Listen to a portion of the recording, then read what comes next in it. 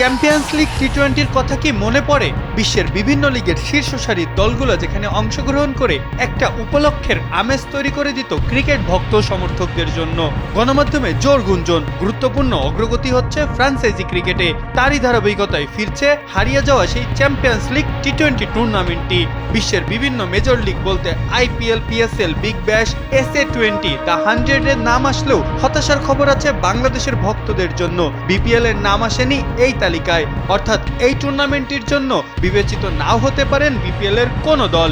2026 সালের দিকেই ফের চালু হতে পারে টুর্নামেন্টটি। কাজ চালিয়ে যাচ্ছেন আইসিসি চেয়ারম্যান জয় শাহ ও ইংলিশ ক্রিকেট বোর্ড। সব লিগের চ্যাম্পিয়ন দলই অংশগ্রহণ করবে এই টুর্নামেন্টটিতে। অথচ গ্লোবাল সুপার লিগের জয়ী রংপুর রাইডার্স কিংবা বিপিএল জয়ী ফরচুন বরিশালের জন্য নেই কোনো স্বস্তির সুবাস।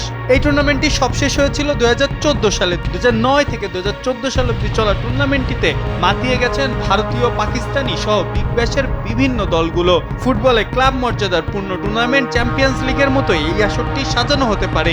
তবে একদম শুরুর দিকের ফ্রাঞ্চাইজি লিগ হওয়ার পরও বারবার বিপিএলকে কেন এভাবে উপেক্ষিত করা হচ্ছে, এমন প্রশ্নই ঘুরপাক খাচ্ছে অনেক ভক্ত সমর্থকের মনে।